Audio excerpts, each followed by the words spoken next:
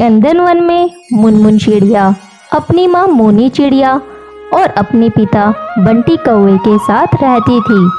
उसकी एक बहन थी जिसका नाम जूली चिड़िया था। मुनमुन बचपन से ही बहुत नटखट थी, लेकिन उसकी बहन जूली चिड़िया शांत स्वभाव की थी। एक दिन चांदनी कवि मोनी के घर आती है और जोर जोर से चिल्लाने लगती है, अरे ओ मोनी चिड़िया, जल्दी बाहर निकल, देख तेरे बेटी ने क्या किया है। चांदनी कवि की आवाज़ सुनकर मोनी चिड़िया अपने घोंसले से बाहर निकलती है। क्या हुआ चांदनी बहन, क्यों इतना गुस्सा कर रही हो? ये देख, मुनमुन ने मेरे बेटे का क्या हाल कर दिया है। जरा सी बात पर मुनमुन ने इतना मारा है कि ये अपने पैर पर खड़ा भी नहीं हो पा रहा है। अपनी बेटी को समझा दे, नहीं तो उसे लेकर कहीं और चली जा। ये तुम क्या कह रही हो चांदनी बहन? बच्चे तो आपस में लड़ते झगड़ते ही रहते हैं। देखना, अभी थोड़ी ही देर में फिर से खेलने लगेंगे। मेरी बेटी थोड़ी नटखट जरूर, तुम्हारे बेटे ने मेरी बेटी को कुछ कहा होगा, तभी उसने पीटा होगा। अभी मुनमुन घर पर नहीं है, मैंने उसे अभी अभी बाजार भेजा है कुछ सामान लाने को। थोड़ी ही देर में आएगी तो मैं उसे समझा दूंगी। फिर चांदनी कवि वहाँ से चली जाती है। थोड़े समय बाद जब मुनमुन घर लौटती है तब मोनी चिड़िया उसे समझाती है, मुनमुन चिड़िया, तू इतनी शरारत क्यों करती है? तेरी वजह से मुझे रोज पक्षियों के ताने सुनने पड़ते हैं। अब बता, तूने चांदनी कवि के बेटे को क्यों मारा? माँ, उसने गाली दी थी इसलिए मैंने उसे पीट दिया। मुनमुन, तू शरारत बंद कर दे वरना तेरा बाहर निकलना बंद कर दूंगी। मुनमुन ने अपनी माँ की बातों को एक कान से सुना और दूसरे कान से निकाल दिया। माँ, मुझे भूख लग रही है, मुझे कुछ खाने को दो। इस तरह कई दिन गुजर जाते हैं। एक दिन मुनमुन की बहन जूली बर्तन मांज रही थी, तभी मुनमुन को एक शरारत सूझती है। वो झाड़ू लेकर फर्श की सफाई करने लगती है और सारे बर्तन पर धूल डाल देती है। ये देख जूली चिड़िया चिल्लाने लगती है, अरे मुनमुन चिड़िया, तुझे दिख नहीं रहा मैं बर्तन मांज रही हूँ? सारी धूल तूने बर्तन पर डाल दी, अब मुझे बर्तन फिर से मांजने पड़ेंगे। तू अभी ठहर, मैं माँ से अभी तेरी शिकायत करती हूँ। माँ देखो, मुनमुन ने सारे साफ बर्तन पर धूल डाल दिया। अपनी माँ की डर से मुनमुन चिड़िया अपने कमरे में पढ़ाई करने लगती है। तभी हाथों में डंडा लिए मोनी चिड़िया मुनमुन के पास आती है। आज मैं तेरी पिटाई ऐसी करूँगी कि तू आगे से शरारत करना भूल जाएगी। इतना कहकर मोनी चिड़िया मुनमुन चिड़िया को पीटने लगती है। दर्द से मुनमुन चिड़िया चीखने लगती है, माँ मुझे छोड़ो, माँ मैं आगे से कोई शरारत नहीं करूँगी। डंडा फेंक मोनी चिड़िया वहाँ से चली जाती है। मोनी चिड़िया के जाने के बाद मुनमुन चिड़िया सोचने लगती है, मैं इस जूली की बच्ची से बदला लेकर रहूँगी। इसने मुझे माँ से पिटवाया है, अगर मैंने इसे ना पिटवाया तो मेरा नाम मुनमुन चिड़िया नहीं। वो मौके का इंतजार करने लगती है। एक दिन जूली चिड़िया खाना बना रही थी। मुनमुन चिड़िया उसके पास जाती है, अरे ओ जूली, माँ तुझे बुला रही है। जैसे ही जूली चिड़िया वहाँ से जाती है, मुनमुन चिड़िया सब्जी में बहुत सारा लाल मिर्च मिला देती है।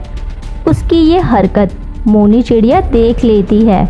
बस बहुत हुआ मुनमुन, मैं कल ही तेरा एडमिशन किसी बोर्डिंग स्कूल में करा देती हूँ।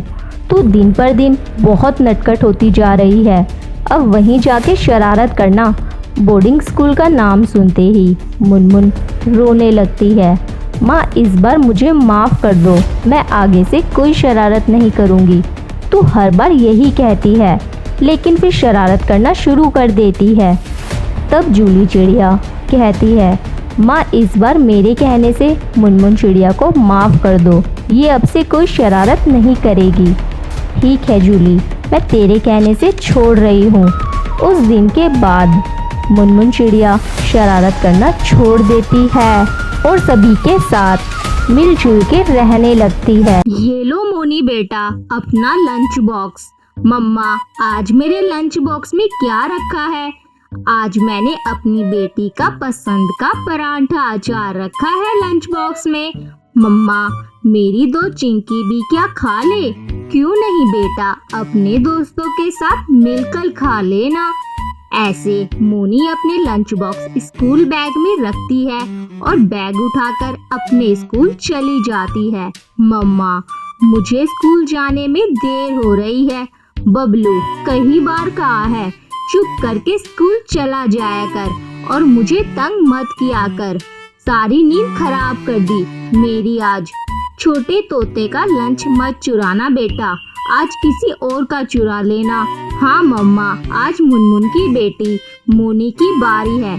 अगर कोई बढ़िया चीज हुई तो लंच बॉक्स में अपनी माँ के लिए भी ले आना।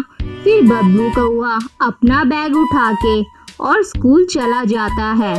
टीचर स्कूल में पढ़ा रहे होते हैं। थोड़ी देर बाद लंच हो जाता है। फिर सब स्टूडेंट अपना अपना लंच शुरू करते हैं। बबलू, आज आप भी हमारे साथ ही लंच कर लो। मेरी मम्मा ने पराठा दिया है मुझे आज। खाओ खाओ, तुम अपना पराठा खाओ, मैं तो नदी से पानी पीने जा रहा हूँ। ऐसा बबलू वहाँ से चला जाता है। मोनी जैसे ही अपना लंच बॉक्स खोलती है, उसका लंच बॉक्स तो खाली था, क्योंकि उसका लंच बॉक्स तो बबलू कौवे ने सुबह ही चुरा लिया था। मोनी, कहाँ है पराठा? शीला, मेरा पराठा किसी ने चुरा लिया। कल मेरे साथ भी ऐसा ही हुआ था। वाह वाह, आज तो मजा ही आ जाएगा पराठा, वो भी अचार के साथ। एक पराठा खा लेता हूँ और दूसरा पराठा मम्मा के लिए ले जाऊंगा। ऐसा बबलू कौआ खाने लगता है। टीचर, आज फिर मेरा लंच बॉक्स किसी ने चुरा कर लिया। अब तो मुझे कुछ ना कुछ करना ही होगा।